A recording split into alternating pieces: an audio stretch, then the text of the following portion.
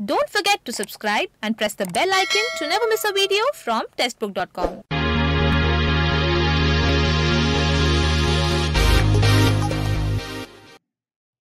नमस्कार, स्वागत है आपका टेस्टबुक.com में।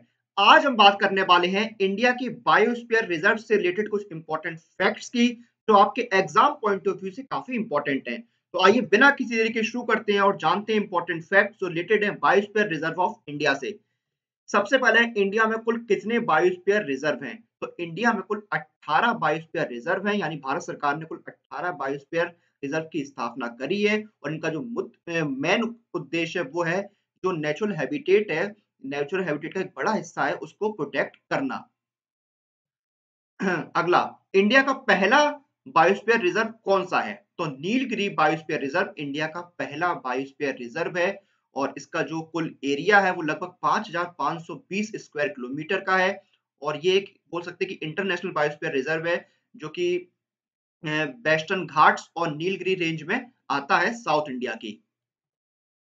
Largest biosphere reserve in India, India का सबसे बड़ा बायो रिजर्व कौन सा है? तो ये गल्फ ऑफ कच्छ या फिर ग्रेट रन ऑफ कच्छ या फिर सिंपल कच्छ भी इसको बोलते हैं, जो कि गुजरात में है। ये इंडिया का लार्जेस्ट बायोस्फीयर रिजर्व है। इसका एरिया लगभग 12,454 स्क्वायर किलोमीटर है।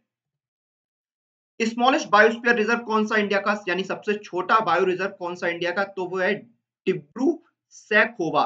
डिब्रू सैखोवा इंडिया का स्मॉलेस्ट बायो रिजर्व है और ये देखिए जो है डिब्रू सैखोवा जो है ये एक नेशनल पार्क है आसाम में। आसाम जो इंडिया का स्टेट है वहां पर, और ये डिब्रूगढ़ और तिनसुकिया डिस्ट्रिक्ट में है और 1997 में इसको बायो रिजर्व का दर्जा दिया गया था, बायो रिजर्व के रूप में डेजिग्नेटेड हुआ था और इसका जो एरिया है वो लगभग 765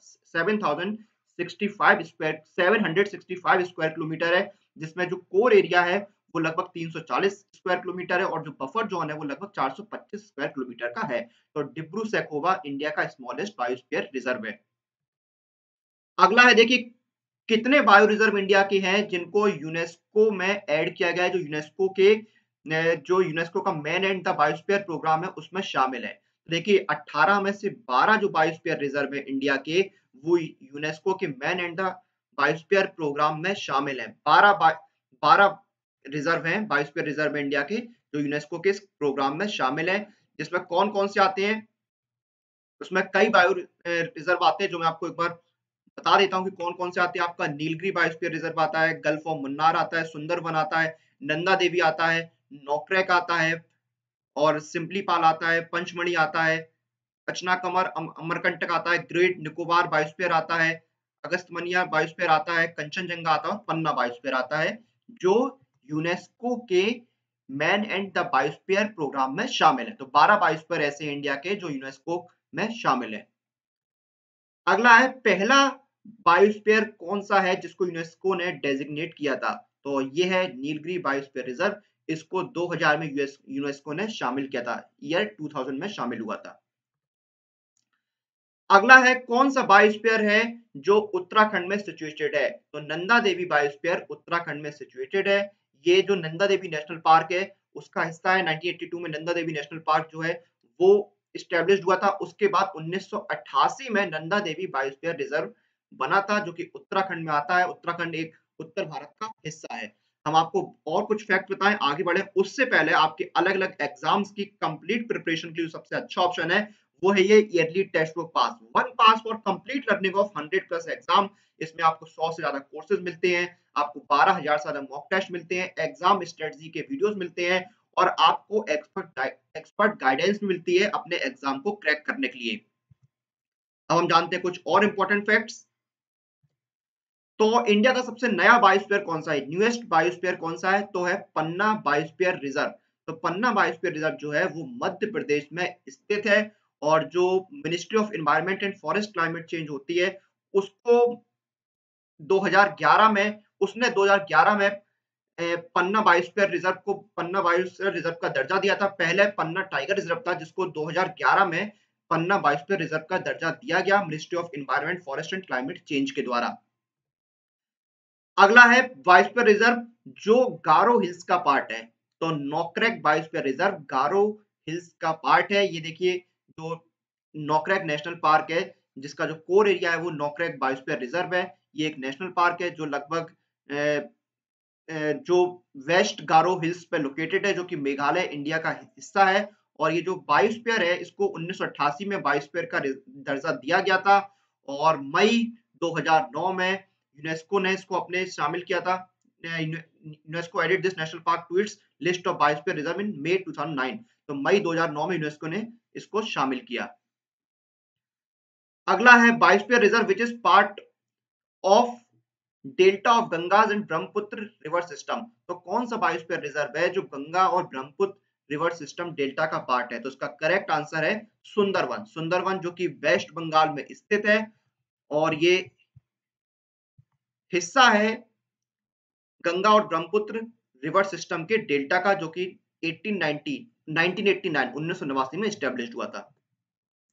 अगला है cold biosphere reserve, cold desert biosphere reserve. तो कोल्ड डेजर्ट बायोस्फीयर रिजर्व क्या है, तो वो मैं आपको बता देता हूं। जो कोल्ड डेजर्ट बायोस्फीयर रिजर्व है ये आपका वेस्टर्न हिमालय रीजन में लोकेटेड है, यानी कि जो हिमाचल प्रदेश है उसमें ये आता है और इसका जो एरिया है वो लगभग 7,770 स्क्वायर किलोमीटर है। 7,750 स्क्वायर किलोमीटर का इसका एरिया है। अगला है अरुणाचल प्रदेश में कौन सा बायोस्फीयर रिजर्व है, तो देहांग दिबांग या फिर देहांग दिबांग, स्पेलिंग में थोड़ा अंतर है। देहांग दिबांग जो बायो रिजर्व है वो अरुणाचल प्रदेश में आता है। 1988 में कॉन्स्टिट्यूट हुआ था और ये Mouling national park and the Dibang wildlife sanctuary का हिस्सा है। Are located fully for partly with this biosphere reserve. तो इस बायोस्फीयर रिजर्व में देखिए जो मोलिन नेशनल पार्क और दिबांग वाइल्ड लाइफ सेंचुरी है वो भी आते हैं।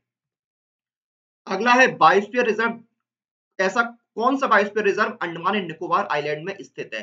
तो ग्रेट निकोबार बायोस्फीयर रिजर्व जो है वो अंडमान एंड निकोबार में आता है। और द ग्रेट निकोबार बायोस्फीयर ये जो है एक बहुत बड़े एरिया में फैला हुआ। इन ईयर 2000 साल 2013 में इसको यूनेस्को ने अपना जो उनका प्रोग्राम है मैन एंड बायोस्फीयर प्रोग्राम उसमें शामिल किया था। तो देखिए great Nicobar biosphere reserve Andaman and Nicobar island में आता है। अगला है देखिए अचन कमार अमरकंटक। तो अचान कमार अमरकंटक बायोस्फीयर कहां पर है? तो ये जो बायोस्फीयर है अचान कमार अमरकंटक बायोस्फीयर ये मध्य प्रदेश और छत्तीसगढ़ में आता है और इसका जो टोटल एरिया है ये है 3,835 स्क्वायर किलोमीटर और ये 2005 में स्टैब्लिश हुआ था। तो अचान कमार अमरकंटक बायोस्फीयर मध्य प्रदेश और छत्तीसगढ़ में आता है और इसका एरिया 3,835 स्क्वायर किलोमीटर है और ये 2005 में स्टैब्लिश हुआ था। अगला है कौन सा बायोस्फीयर रिजर्व है जो सिक्किम में है? तो कंचनजंगा बायोस्फीयर रिजर्व जो है वो सिक्किम में लोकेटेड है और ये भी UNESCO man and the biosphere programme का हिस्सा है। तो ये थे कुछ इंपॉर्टेंट फैक्ट्स जो रिलेटेड थे इंडिया के बायोस्फीयर रिजर्व से।